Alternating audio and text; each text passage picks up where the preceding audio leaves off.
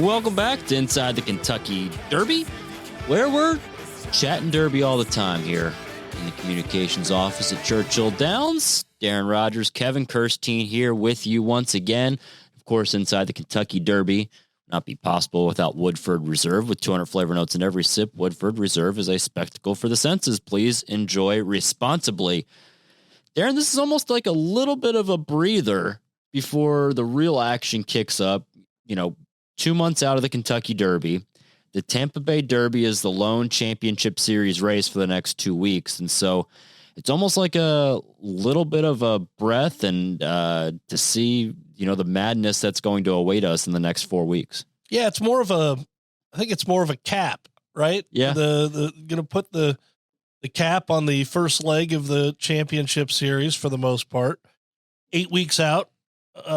This race has been positioned for the last few years. There are no races 7 weeks out. So then we start to get, within 6 and 6, 5, and 4 are the keys. Those are those final pegs. Really looking forward to this Tampa Bay Derby because of Tappet Trice. We've learned this week. Yeah, with breaking news. We're news. We're back again. It's tap it once, tap it twice, tap it trice. The Danza Trice. Therefore, we thought it would be Trice. Yeah. Tap it Trice, but it's now tap it trice. And we will learn the horse's name because he is going to be a big favorite. I know he's the 8-5 morning line favorite in the field of 12 for the Tampa Bay Derby. I fully expect him to go off less than even money. Yeah, it's a very intriguing race, this Tampa Bay Derby. And I think, that is the storyline is Tappet Trice with how impressive he was last time out in his allowance performance at Gulfstream Park. So really the race runs through him. The Tampa Bay Derby is, one of the races that's now positioned, 8 weeks out of the Kentucky Derby. Sort of, what do the connections end up doing with horses in the Tampa Bay Derby? Do they wait the, added distance and do they, go from the Tampa Bay Derby straight to the Kentucky Derby, or do they run in a race like the Bluegrass and end up there? And so, that's why I think this race is very key because it establishes a horse that will not only earn, a solid amount of points to make the Kentucky Derby 50, 20, 15, 10, and 5 for the top 5. But it'll see, are they a real contender versus pretender? And, what happens in the next month or so if we will see them again. And Tappet Trice, it wouldn't surprise me that he's light on experience that we would see a horse like him again. He's only making his third start here in the Tampa Derby. And as Darren alluded to, 8-5. He won by 8 lengths in his allowance victory. He's, earned a 99 Brisnet speed rating in his last start. The race simply runs through him. It does, and it's appropriate. 10 years ago, this is the path that Todd Pletcher took with Verrazano. Won the, non-winners of 1 going a mile in early February at Gulfstream Park. He was able to springboard his way into the Tampa Bay Derby, and he won the Tampa Bay Derby by 3 lengths after his 16.25 length allowance win. Came back and he ran in the wood. He won by 3/4 of a length after being the, wintertime early favorite for the Derby throughout the winter book. He was dead on the board come Derby Day at 8-1, and he finished, 14th in the Derby. Verrazano did. Tappet Trice, Tappet Trice. I'm going to do this. I knew I was going to do that, by the way. I knew I was going to do it. Yeah, because I think we retooled our brains after, the Tappet Once, Twice, Trice segment with Travis Stone, however long ago that was. And then we hear Danza Trice, so it's got to be Tappet Trice. So now we've got to retool our brains again. Trice. But we're going to know his name because, if you recall, and if you've been a listener of this podcast, when we ran the Sam F. Davis won by Litigate, also from the Todd Pletcher barn, who is bypassing this race in favor of more weeks between starts. That means he's going to run in the Louisiana Derby in all likeliness. on March the 25th. Tapit Trice, or I'm sorry, I lost my train of thought, and we're going back to the Sam F. Davis. Yeah. When that race came back for Litigate, it didn't come back fast. It's safe to say we were underwhelmed. There was a lot of speed favoring races throughout the day. There was a downpour during the running of the Sam F. Davis. They went out there in the Sam F. Davis in 23-4, 46-4, 11-1. They finished in 144-4. So that second, that half mile split and the 3/4 mile split, they did quicken. And if you recall, let's just revisualize that race. Zydeco went, breaking from post 12, went right to the front with Litigate in that first turn. Litigate was the 11 horse. And then you had kind of a next flight of WHNL, Champion's Dream, and Dreaming of Kona. And WHNL was kind of squeezed out by Champion's Dream. And Champion's Dream in that race, he ended up he blew a hind shoe. And then after the race, he was kind of off in his left front. He didn't cool out well. Mark Cassie did a bunch of diagnostics. He's back. He's back for the Sam F. Davis. But that might have occurred then. You also had Groveland and Classic Car Wash kind of racing in the next flight on the inside. And then, you had Worthington, Classic Legacy, and Laver. And then they were followed dead last by Prairie Hawk, who shows back up here in the Tampa Bay Derby. He reared up at the start, and he turned his head, and he was off slowly and dropped way back. So then down the backstretch, Litigate kind of, throttled back to fifth. He was the only horse that really made up any ground on the day when he circled wide. He was much the best, but the figure didn't come back strong. No, and, talking about the making up ground, 5 of the 8 dirt winners that day led wire to wire. Yep. And the horse to make up the most ground after the first call ended up being Litigate, who was 2.5 lengths back. Yep. And so that's, he made up the most ground on the day of any winners on the Sam Davis card. And you had a great stat in our old podcast back after the recap. Litigate got an 87 Brisnet speed figure rating for his victory. And if you look back at Derby winners in recent time, the average, mid-February Brisnet speed figure for the Derby winners in those races in mid-February, 98.5. So it was a slow, and it was a very modest type of race. Yeah. And now we have 7 of the 12 horses here in the Tampa Bay Derby exiting that race. And going back to Tapit Trice, here's the new face. Yeah. Here's the big favorite, as he should be. Let's look at the history of the Tampa Bay Derby before we go into handicapping it. This is the 43rd running of the race. And, it produced a couple of Derby winners. Or actually, no, one Derby winner in Street Sense in 2007. Also Super Saver, he ran in it. He ran third in 2010. So a couple of them there. Last year's winner was Classic Causeway. He tried that exactly what you said.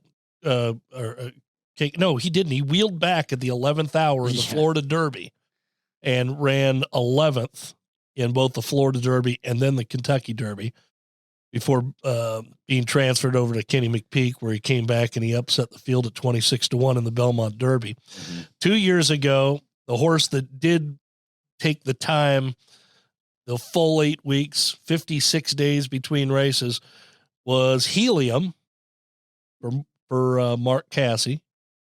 He won the race at 15-1, beat Hidden Stash. 3 years ago, you had King Guillermo post a big upset win at 49-1. That was a fun one. That was a fun one. Victor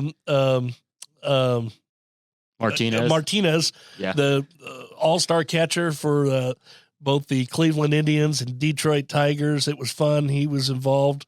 Unfortunately, that was the pandemic Derby that was delayed to September. He was here and had to scratch on the morning of the race. That horse was never really the same. The Tampa Bay Derby 4 years ago was the coming out party for Tacitus. Yeah. Tacitus ended up, never really breaking through with that, grade 1 win. He won the Suburban. He was always right there, but he banked $3.7 million. The Tampa Bay Derby was his first start since November. You had a horse Quip for Rudy Brissett. He won it 5 years ago at 19-1. Taprit won it for Todd. Destin won it for Todd. Carpe Diem won it for Todd. Remember Ring Weekend? Yeah, Grand Motion, right? Grand Motion turf horse. Had success on the turf. He won the Tampa Bay Derby on the dirt. Didn't run in the Derby. Skipped it. Ran in the Preakness and finished fifth, but he's beaten 12 lengths. And then go back 10 years ago, Verrazano, who, like I said, he was the hot horse going into the Derby, unbeaten in 4 starts, and then was dead on the tote board, the Lobster, at 8-1 on Derby Day. And he's become a good sire. Yeah, so, one horse in the last 10 runnings and 10 years of the Tampa Bay Derby has hit the board in the Derby in Tacitus. But it has, produced several starters. It has. It's produced, 19 starters in this 10-year stretch since the point system's been put in place. I'm a big fan of Tapit Trice, and I'm not suggesting this, but I've always felt that the Tampa Bay Derby is usually only good from a timing standpoint for those allowance runners at Gulfstream, or it's a B team option for the ones that are based in South Florida and they don't want to face the Fortes of the world, the big boys in the grade 1 and grade 2 races at Gulfstream Park. I've even gone as far to suggest, it's my own little personal running joke, but it's sometimes it's Sunland Derby East. Now you have a very nice horse in Tapit Trice. The rest of this field is rather modest. The interesting thing, just scanning through, the runners of this field, and it goes with the timing and probably their trainers targeting this race, because obviously you're going to get the horses that are based at Tampa that really don't have another option unless they want to ship 4 hours south to South Florida, where they can run out of their own stall. But really, all of this field, they're very light on experience. And so, like Tapit Trice, Classic Legacy, for instance, and Classic Car Wash, they're making their 5th starts of their career. So a lot of lightly experienced horses ending up here instead of really trying the sort of A team down in the Fountain of Youth last week or waiting for the Florida Derby. Why don't we do the visualization of the pace, and then let's just talk about each horse in post position order. There will be some pace in this race. I'm confident of that. It looks to be hot. So, if you have your Brisnet past performances, go to on Twitter at Derby Media. Sure, at Horse Racing KK. We'll have them as well, but there are free Brisnet past performances that we will post there. The 8, 9, and 11 look like they're going to go from the outside. So Dreaming of Kona, Shesterkin, and Zydeco, who led the way and dictated terms last time out in the Sam Davis. The 10 and 12 are also going to be forward. Champion's Dream and Prairie Hawk. It'll be interesting what Prairie Hawk does this time, because not only is he drawn to the far outside of this field, he also had the bad start last time out, and he's shown some speed. And so, that's why I think he goes. He was given that EP rating in the Brisnet past performances, but I do think that may be a little bit misleading. I think he's forced to go from that far outside. So that leaves a 4-pronged or 5-pronged battle into that first turn. Could be. And then it's also important, if you look at your Brisnet past performances, that going a mile of 16th on the dirt at Tampa Bay, the inside 3 post positions have a poor win percentage. Yeah. So it's worth noting you can get cramped down on the inside. I think that next flight mid-pack going to be a mix of Lord Miles, probably Groveland, probably Mikey Bananas.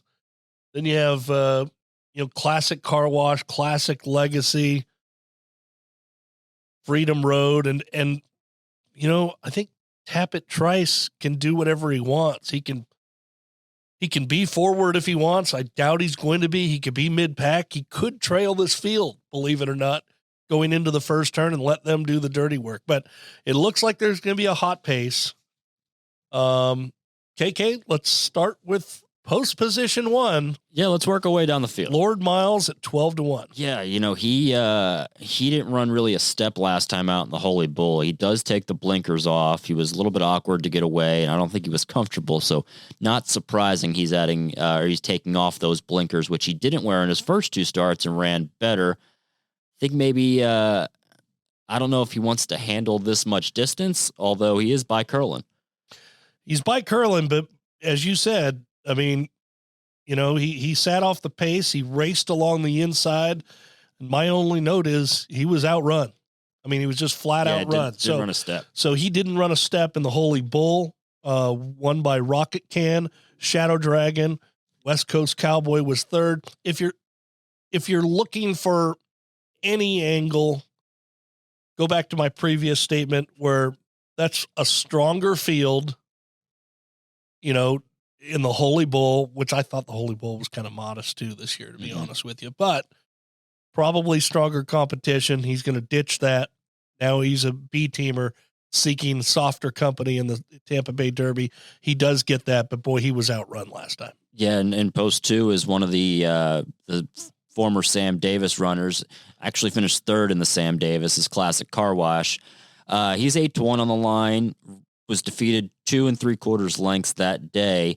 He and the horse that breaks to his outside, Classic Legacy, I thought were the 2 most significant horses out of that race to make up any ground. And I thought that was worth noting in this field. They aren't, I think, as talented as Tappet Trice at this stage, but they did make up some ground on a very speed favoring track and a very forward pace that day in the Sam Davis. How much forward can he take a step out of that race? I'm not sure. But Classic Car Wash is 8-1 if you want to give a dabble on him. Well, it's so funny. I'm going to show you my PPs, and you talked about Classic Car Wash and Classic Legacy, and you see the line between the two. If you like either horse, I think you have to like and use the other one as well. They are very similar and ran very similar. Classic Car Wash, as you said, he took back. He had to check briefly into the first turn. It was real quick, but then he got shuffled back and he was second to last. And as you said, he just kept coming. I've been kind of a fan of this horse. He's not, the most talented horse on this Derby trail. But if he's anywhere near 8-1, I'll give it a look. I'll give it a look. And then Classic Legacy, he went 4 wide into the first turn, and then he was 3 to 4 wide in the second turn, and he kept on. So they finished even. Classic Legacy probably had the worst of it, just from a distance of ground standpoint, being hung out wide. I expect him to be in mid-pack, and he kept coming too, and he gets the services of Irad Ortiz Jr. Yeah, he's the one that I prefer, actually, of the two. And if I'm gambling on this race, I'm gambling on Classic Legacy. We saw what Bruce Lunsford, pointing Art Collector for the Derby, and that didn't unfortunately work out a couple of years ago. And now he's back with the sibling, and Classic Legacy, I think, has the most upside between the two of Classic Legacy and Classic Car Wash, as we're talking about. Making up that ground in the Sam Davis, and then how impressive he was to break his maiden at Aqueduct, albeit going 7/8 of a mile in the slop that day. I do think he wants to go long. The Sam Davis was his first start around 2 turns, and now he's getting Irad in the irons. Not to say that Junior Alvarado isn't a very capable rider. I think Irad doesn't hurt his cause any in here, and so he's 6-1 on the line. Another horse that's offering the same price on the morning line is Groveland, who is not Triple Crown nominated, owned by Godolphin, who's seeking their first Kentucky Derby win, trained by Owen Hardy. He ran second in the Sam Davis, but I think he mainly was in the best part of the racetrack. He was up on that early pace and was able to hang on for second. He's one that I'm passing on. Yeah, he had an absolute perfect inside tracking trip at 21-1. And, he forced the pace.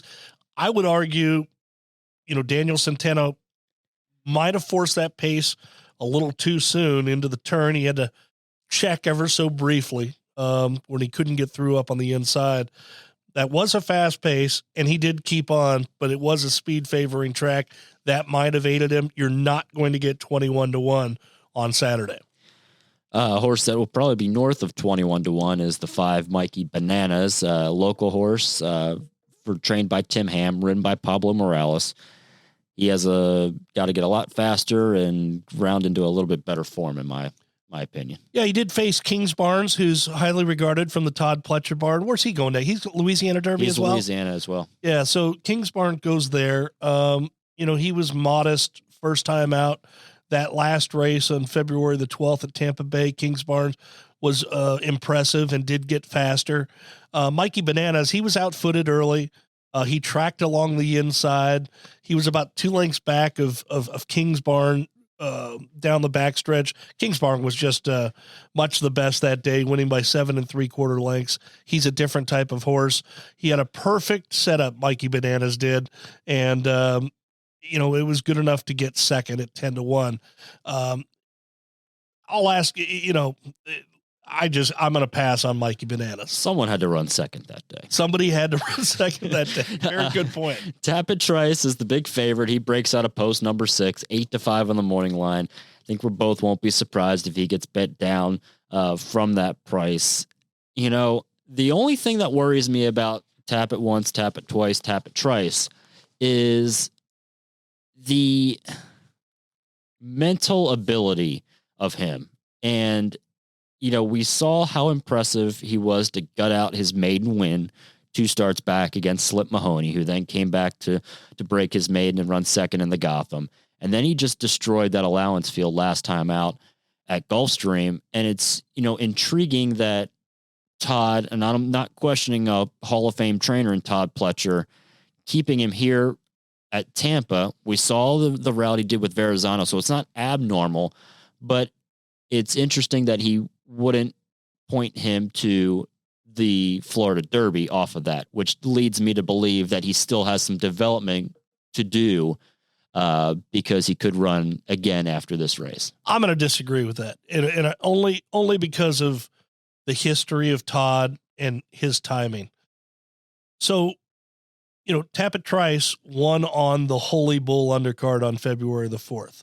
In fact, that day, when he won going a mile in 1:36.2, remember, Rocket Can won the Holy Bull in 1:44.4.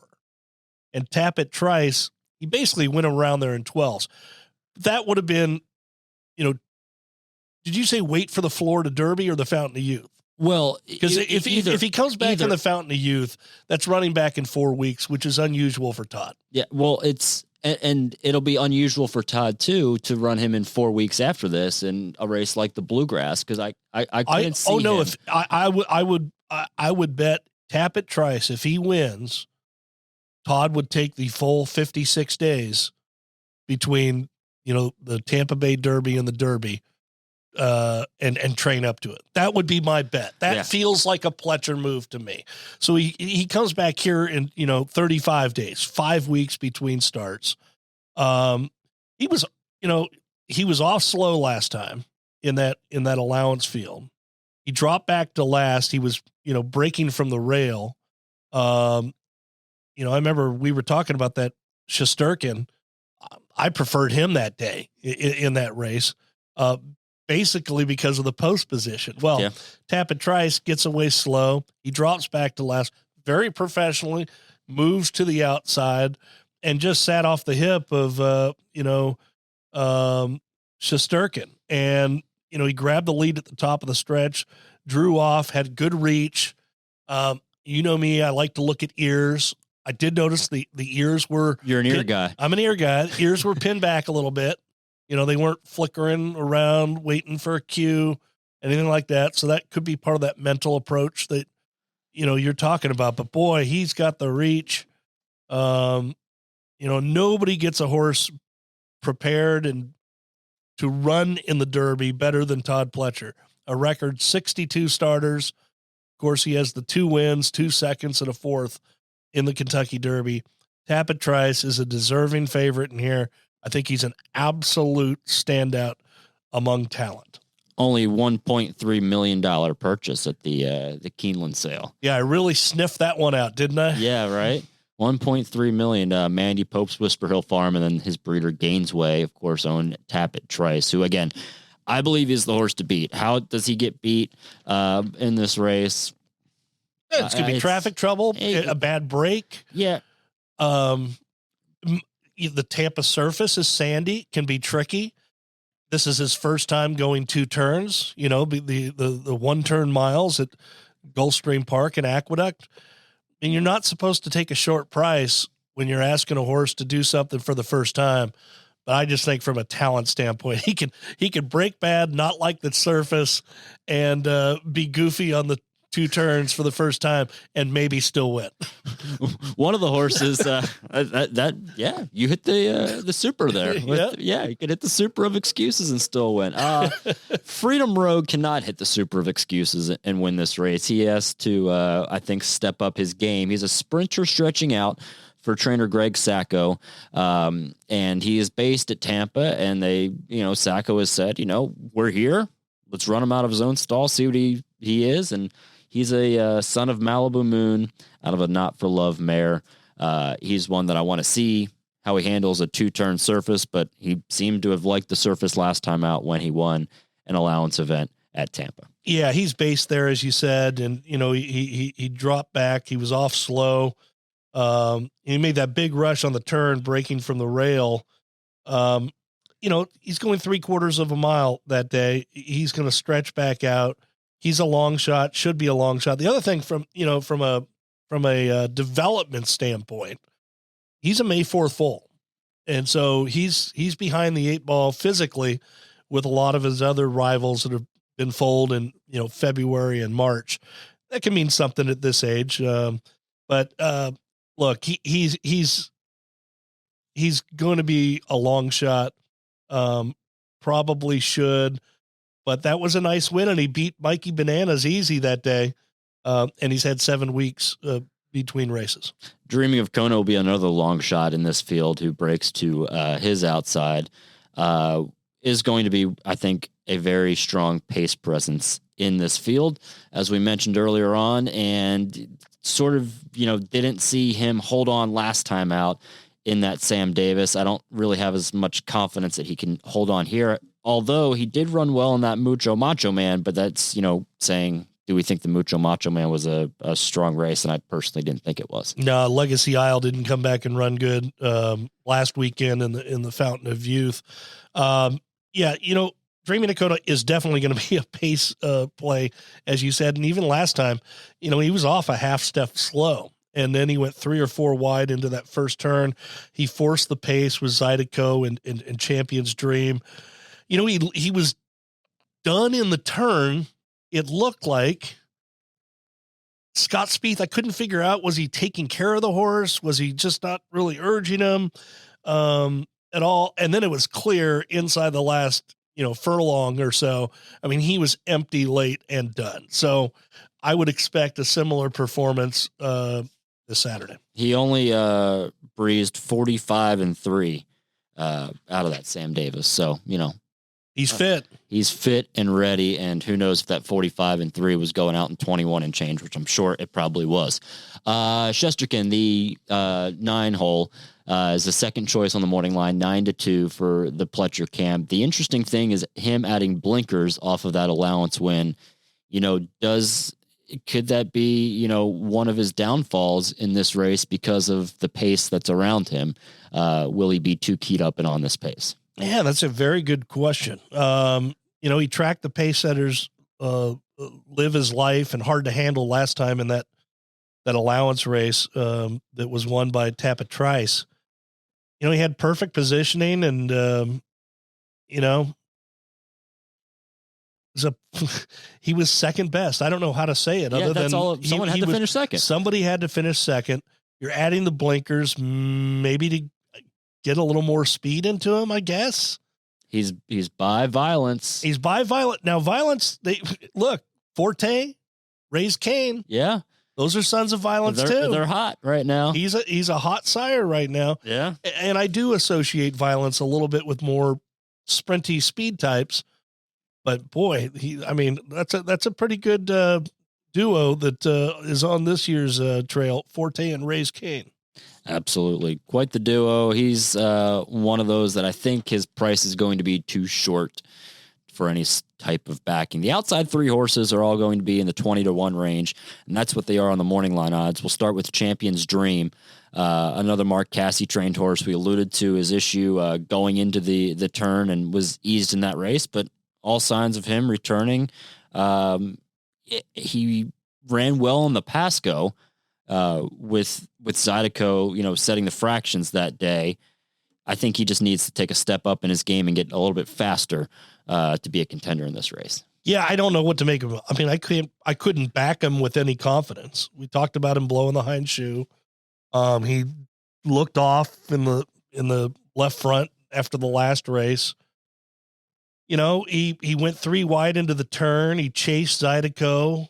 And it was chasing him about a length back between horses. And then, he dropped back and he dropped back quick. I mean, that was the definition of dropping anchor. Yeah. He retreated. And that was about 5 furlongs into the race. 5 furlongs in, he dropped anchor. So, is it a toss out? I can't. You're right. The Pasco's a nice race. The pace could set up well for him, as we saw 3 starts ago in the Nashua, where he tracked off the pace. He tracked off going 7/8 in the Pasco. He'll likely be further behind, although he is quick, but I think, the others are quicker. I think it'll be, maybe to his benefit if he's a little bit further behind and makes one run of things, as we saw in the Nashua. But to your point, a change is needed for a form reversal. Yes, exactly. 20-1 on him. Zydeco, gosh, I can't think of anything besides Sprinter in this horse, but he's given it another go based at Tampa in here. The gelded son of Cajun Breeze, bred in Florida. Yeah, he dictated the terms in the Sam Davis. They all chased him. And look, he got tired in the last 16th of a mile. This race, too, is a mile and a 16th, so it's not really a progression up to a mile and 1/8. He was 43-1 last time. He showed heart. He probably benefited from the track favoring speed, but I can't use him. I am adding him to my stable mail for when he turns back in distance. Okay. Okay. I think he's a solid sprinter. And then Prairie Hawk on the outside for Saffie Joseph, his second entrant in this race. We noted the trouble in the Sam Davis at the start, and he did make a little bit of a middle move in this race that I thought was a little intriguing. He's part of the Shapstein Derby fantasy team, Scott Shapiro and myself on our Derby fantasy team. So I've got some rooting interest in Prairie Hawk. I just don't think he's good enough. I don't think he's good enough to beat Tampa Trice, but he's the horse that I'm most interested in using underneath in second as an exacta companion at a price. As you said, he was off slow last time, and then he moved up the rail with that middle move. It made it intriguing. When he was off slow, that just changed his complete typical dynamic of running. And I'm thinking, from the 12 hole, he's going to go to established position, but I could see Sammy Camacho possibly throttling down a tick after getting position into that first turn, if he can, and letting some others just go. But if this horse has to be forwardly placed, and he'll be a big price in here, especially after that the last race. I mean, he came up empty, but as you said, he did make a middle move, and he was against the grain. The other negative about him, he too is a May foal, and he's a late May foal. He's May 22nd. So he's playing catch up, but there's room for improvement for this son of Curlin out of an Indian Charlie mare for Safi Joseph. Absolutely. So that's our the inside the Kentucky Derby rundown of the duo of us running down the field of this race. And so intriguing event, race 11, Tampa Bay Downs goes 11 of 12 races, 5:15 p.m. Eastern time, post time for the Tampa Bay Derby. Big weekend if you're a Derby fan wanting to wager on the contenders early in the future wager. I'm a big fan of this is now pool 5 of the Derby future wager, Darren. And so even though we only have one stop on the road to the Derby, you can wager in the future wager. And also the lone pool of the Kentucky Oaks future wager will be coinciding with the Derby future wager this weekend. It opens at Friday at noon, closes Sunday at 6 for the Derby, 6:30 for the Oaks. And the Oaks Derby double is a wager I always wager on each year on the first Friday and Saturday in May, but you can wager on that early too in this $2 double in the Oaks Derby doubles. And it's always fun to go on twinspires.com and look at the will pays, because you can see them on your TwinSpires account, what it will pay if you bet this double, and some intriguing prospects in both pools. Yeah, and you can also get free Brisnet past performances of all 39 betting interest in both pools. Always like to get a look at those fields.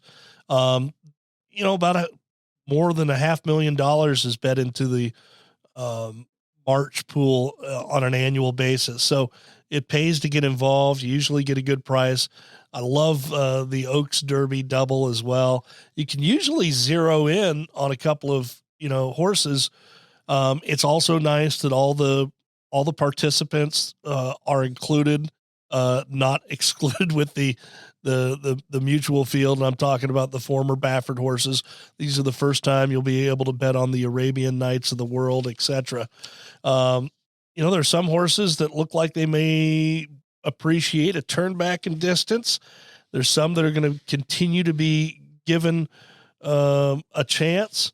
But it's very interesting. And the Oaks is wide open too. I mean, Wonder Wheel to me is, obviously one of the horses to beat. They haven't been particularly fast, but it seems like it's a real wide open Oaks at this time. Yeah, absolutely. Wonder Wheel is 8-1 on Mike Battaglia's morning line odds. To her outside, Wet Paint is 12-1. What do you do with horses like Hoosier Philly, who ran, poorly last time out? Julia Shining, who finished 3rd to Wonder Wheel in that Suncoast Stakes down at Tampa. What do you do with her? She's going to take some action here. And so it's a really intriguing, 39 individual interest in this Oaks pool. South Lawn is a horse I'm interested in for Norm Cassie and Robert Masterson, who was a very impressive allowance winner at Fairgrounds last time out. She's 20-1 on the line. Pretty Mischievous is the filly that is taking all the noise down at Fairgrounds. She won the Rachel Alexandra, where Hoosier Philly finished 3rd. So, wide open, as we would say in this Oaks future wager, and, lots of options of where to go, and, horses that you don't really know of what they will do next. What's the Michael McCarthy filly that we used in this race as I'm scrolling? Clearly Unhinged. Yeah, I like her. She's fast. It's only, one going 6.5 furlongs, but man, she's fast and she's very intriguing.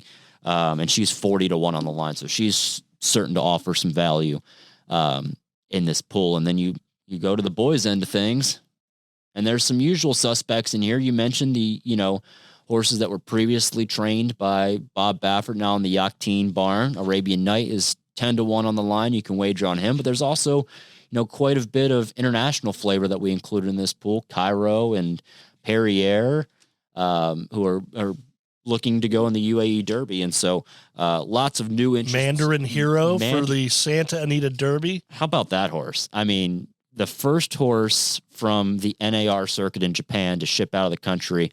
And the NAR circuit, for the record, for those that may not know, the JRA is the top circuit, and the NAR circuit is kind of the back road B team. Yeah. It's just a regional circuit in Japan. So they have the main circuit and this is the regional circuit. This is the horse off the regional circuit. But, this is, the impact the Kentucky Derby has right now in Japan, and really Japan's success on the worldwide stage. Mm-hmm. The connections are not afraid to ship this horse out of the country, out of their, regional circuit to come compete in the $750,000 Santa Anita Derby, and then hopefully make a spot on the first Saturday of May. So lots of new faces in this pool. The action I'm looking for is the Oaks Derby double, because I think there's going to be a lot of prices on the horses that we've talked about on the show that are the main Derby players that'll be a little bit short, but the value could be in that Oaks Derby double. Yeah, you, the listener, have formed your opinions. You probably have, a horse or two you want to zero in on. Do what I do. 4 to 5 o'clock hour, scour those odds. The pool will close for the Derby on Sunday at 6 p.m. The Oaks closes at 6:30. So what else we got this weekend, D? Well, today, actually, if, we're recording this on Thursday, around 1 o'clock in the afternoon, later today at Oaklawn Park, there is a non-winners of 2 lifetime going a mile and a 16th that is very interesting. Brad Cox has a horse, Heroic Move. Kenny McPeak has a horse, Mendelssohn's March. And then Steve Asmussen has one, Silver Heist, who was last seen finishing 11th in the Risen Star, trying to get back on track. This could provide a starter in the Arkansas Derby, based down there at Oaklawn, or another final prep. You've got the Turf Paradise Derby this weekend. Nothing really there. There's a fast horse for John Sadler. Tiz Talk. Huh. Tiz Talk is the lone Triple Crown nominee at Turf Paradise in Phoenix. Now, what is significant about this horse? If this horse runs off the screen, okay, he was claimed for $40,000 from by John Sadler and the ownership team. Who'd they claim it off of? Calumet Farm. Oh, that would be back-to-back years. As you know, Rich Strike was claimed for 30 off of Calumet, and they won the Derby.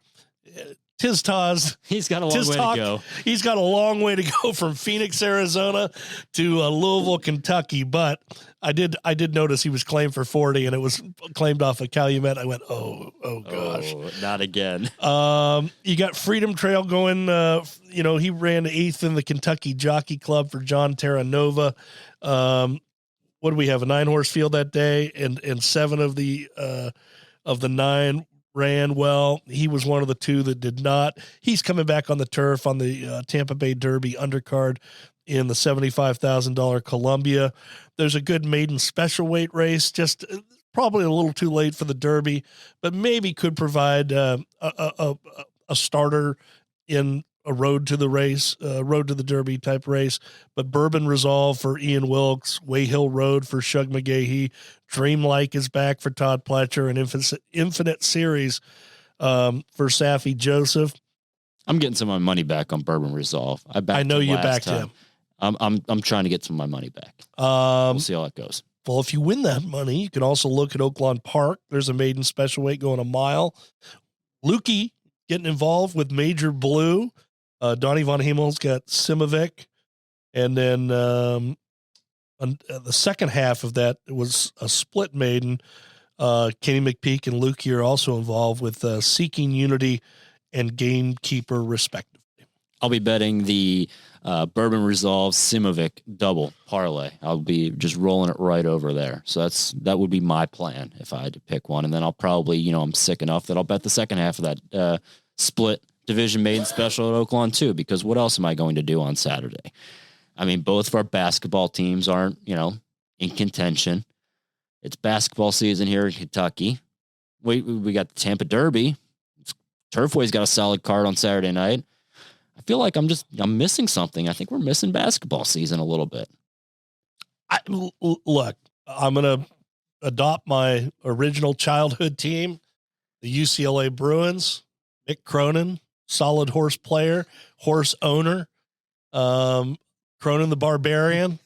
I'll be cheering on the UCLA Bruins. I wish my Louisville Cardinals could be in the tourney, but after winning 4 games in 32 attempts, it's not going to happen. At least your team can make the tournament. Mine still has another year of eligibility to wait on for the Bellarmine Knights. I won't go into that rule. Hey, we're 8 weeks out of the Derby. It's horse racing time.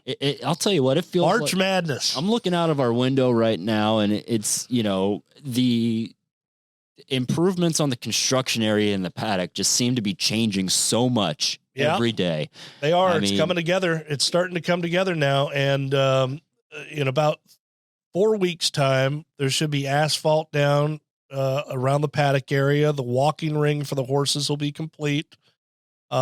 This week, I know, our director of racing, vice president of racing, Ben Huffman, and stallman Steve Hargrave are hunkered down in the barn area, in the stable office back there. They're scouring over 4,000 stalls, horses, were applied for the spring meet, trying to determine, which 1,400 are going to be able to make it over here to the front side, which 500 are going to go over to track side. They've got tough decisions to make. That's 4,000 numbers, about 400 more horses than they had a year ago. So the spring meet we're counting down towards it. It'll be here in 7 weeks. And, these are the things going on around at the Downs right now. It's sort of like, when the new Pope is appointed, there's the white smoke that rises out of Hargrave's office when Ben and Steve are able to play their game of Tetris. So I always, I drive by in the morning and I look for that white smoke to be coming out of the office. And it definitely was not coming out of the office today. And we'll see if it is in there's still some moving parts. Saturday. There's still some moving parts. Game of Tetris. It's fun looking at Steve's big whiteboard that he has in his office because he has the entire barn area and they, play a big game of Tetris. All I know is that Kentucky racing is on the come. Yes, it is. I mean, with the money being offered, the people that want to race here, the turf course is coming in. Looks like it's rebounded nicely from the winter time. They're aerating it right now. The horses will start to arrive here again following winter renovations of the barn area on March the 21st. First day of training will be March the 25th.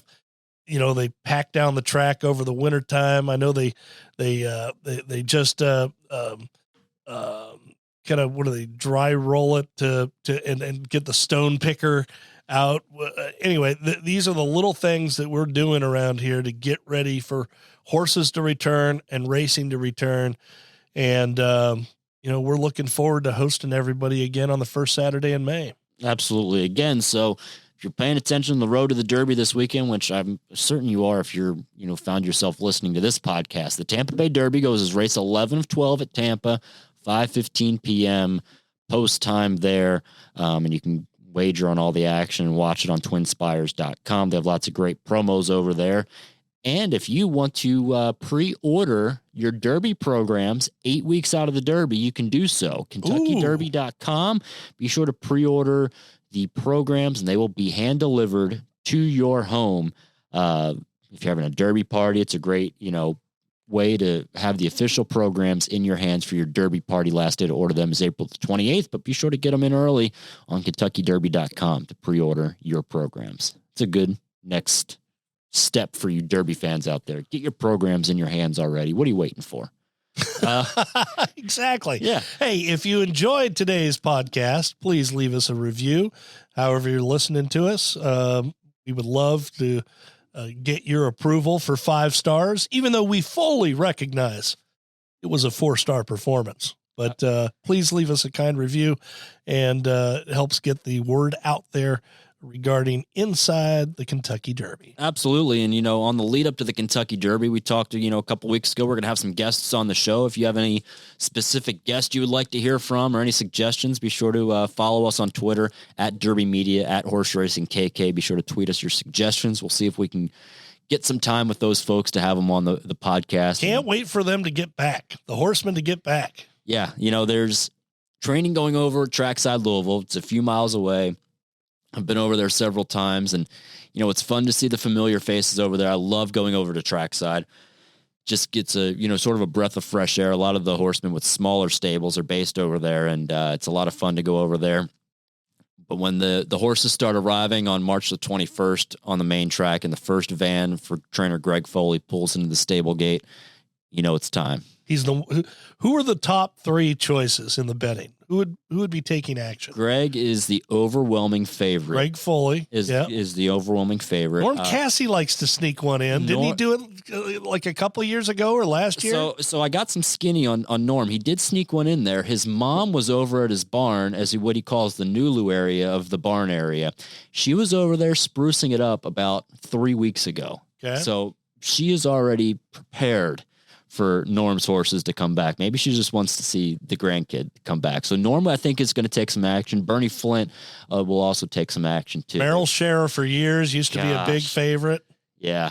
Phil Thomas would slide one in right, at midnight when the stable gate reopens. Yeah. But it's moved into more recent years that I think, Greg Foley he wants to get home, and then Brett Cox too. He always likes to shake around his strings of horses, so wouldn't be surprised if he sends an early van in here to get some space from his many strings that he has across the country. That'll do it for us today on Inside the Kentucky Derby. We'll be back on Monday to recap what's going on from the Tampa Bay Derby and anything else that we saw that caught our eye this weekend. Thanks again for listening to Inside the Kentucky Derby.